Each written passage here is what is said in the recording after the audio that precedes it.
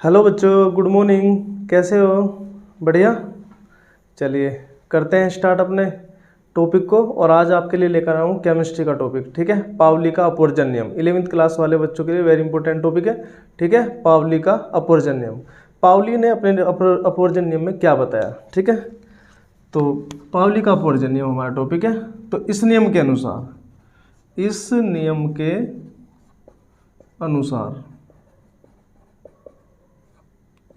अनुसार किन्हीं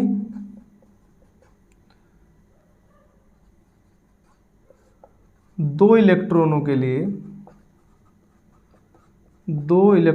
लिए चारों क्वांटम संख्याओं के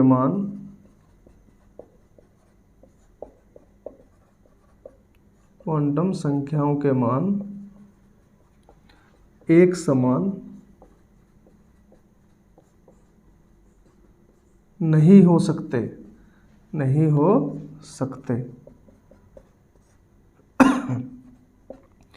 यदि तीन क्वांटम संख्याओं के मान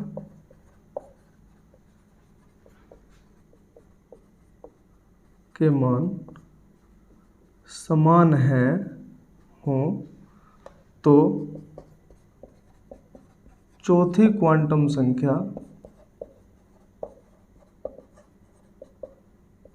अवश्य ही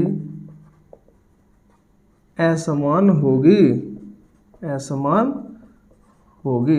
ठीक है, तो भैया पावली भैया ये कहते हैं कि भाई अगर किन्हीं दो इलेक्ट्रॉनों के लिए, देखिए ऑर्बिटल होता है ये हमारा, इस ऑर्बिटल में कितने इलेक्ट्रॉन आते हैं? दो, एक की दिशा ऊपर को और एक की दिशा नीचे को।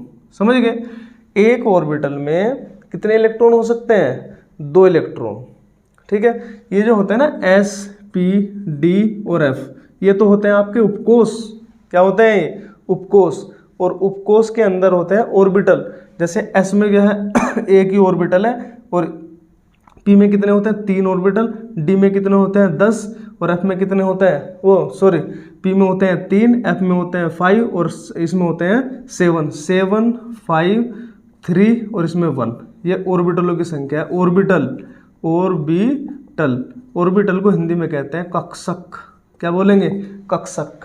क्या बोलेंगे? कक्षक। ध्यान रखना, कक्षक बोलेंगे। तो भाई पावली जो है वो ये कहते हैं कि अगर इस ऑर्बिटल में दो इलेक्ट्रॉन है, ठीक है, तो दो इलेक्ट्रॉनों के लिए इनकी जो है चारों क्वांटम संख्या बराबर नहीं हो सकती कभी भी। ठीक है ना? अगर किन्हीं तीन संख्याएं अगर बराबर हैं भी, तीन क्वांटम संख्या अगर बराबर हो जाती हैं तो चौथी क्वांटम संख्या जरूर असमान होगी। वो कैसे? देखिए, ठीक है, फर्स्ट इलेक्ट्रॉन ये हो जाएगा फर्स्ट इलेक्ट्रॉन, और यहाँ पे हो जाएगा ये हमारा सेकंड इलेक्ट्रॉन। यहाँ पे हो जाएगा सेकंड इलेक्ट्रॉन।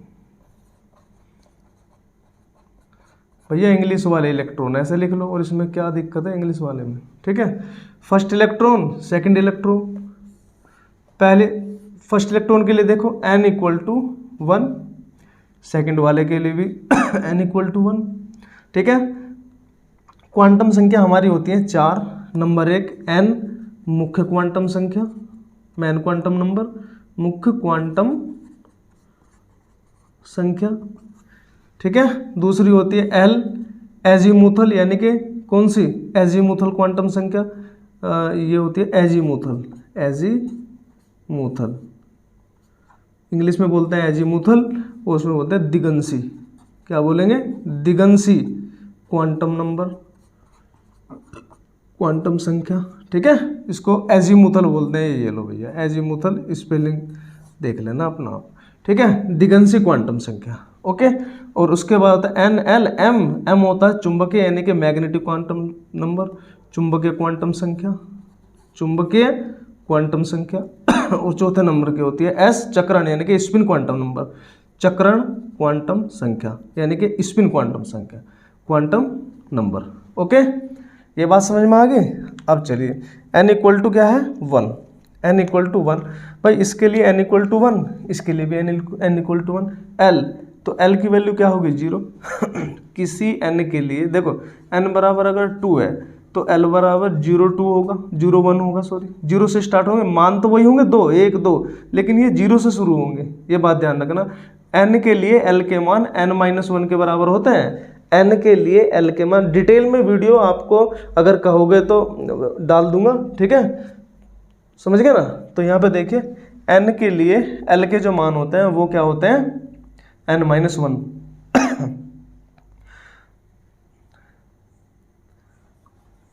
n के लिए L के मान, सॉरी n के लिए L के मान n के ही बराबर होते हैं, लेकिन वो होंगे 0 से स्टार्ट। L की वैल्यू क्या होगी, 0। अगर हमारे पास n बराबर 1 है तो यहाँ पे 0 से स्टार्ट हुआ तो L बराबर 0 ही ना हुआ, तो यहाँ भी L बराबर क्या होगा, 0। समझ गए। पहले इलेक्ट्रॉन की बात है, देखो इसकी, इस इलेक्ट्रॉन की बात है ये, और इस इलेक्ट्रॉन की बात है हमारी ये, इसकी दिशा है ऊपर को और इसकी दिशा है नीचे को, ये भी ध्यान रखना। अब आता है m, यदि L बराबर 0 हो तो m बराबर भी क्या होगा, 0। यहाँ भी क्या होगा, m बराबर 0। भाई n बराबर 1 है तो L बराबर 0, m बराबर भी 0। और यहाँ पे s बराबर क्या होगा, पहले इलेक्ट्रॉन के लिए दिशा ऊपर को है तो +1/2 होगा, और अगर दूसरे इलेक्ट्रॉन की दिशा नीचे को तो क्या आएगा, -1/2, क्योंकि दिशा हो गई इनकी विपरीत। और इसको बोलते हैं स्पिन क्वांटम नंबर। स्पिन मतलब चक्रण, ये है चुंबकीय, ये क्या है, चुंबकीय, ये चुंबकीय क्वांटम नंबर, और ये एजीमुथल क्वांटम नंबर, ठीक है, दिगंशी क्वांटम संख्या, ठीक है, ये है मुख्य क्वांटम संख्या, मेन क्वांटम नंबर। तो ये 4 क्वांटम संख्याओं के बारे में किसने बताया था भैया, पाउली ने मुझे बताया था कि भाई किन्हीं 2 इलेक्ट्रॉनों के लिए चारों क्वांटम संख्याओं के मान एक समान नहीं हो सकते।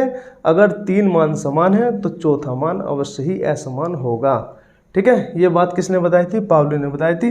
पहले इलेक्ट्रॉन के लिए ले लिया हमने और दूसरे इलेक्ट्रॉन के लिए ले लिया हमने, ठीक है ना। तो अब तुम कहोगे सर n बराबर 1 ही क्यों लिया, भाई n बराबर 1 एक ही तो कक्षक है, तो क्या है, पहला ही तो कोश है s, सही है, तो S1 से स्टार्ट नहीं होता, ठीक है। तो इसमें ले लिए n बराबर 1 पहले इलेक्ट्रॉन के लिए और ये दूसरे इलेक्ट्रॉन के लिए, समझ गए। इस बात को अगर समझ गए हो तो वीडियो कर देना लाइक और चैनल कर देना सब्सक्राइब। बच्चों सपोर्ट पूरी मिल रही है आप लोगों की, ठीक है, आपका बहुत बहुत धन्यवाद। इसी प्रकार से जो है सपोर्ट देते रहिए और मैं आप लोगों को जो है अच्छी से अच्छी कंटेंट प्रोवाइड कराता रहूँगा। ओके, मिलते हैं अगली वीडियो में, तब तक के लिए थैंक यू।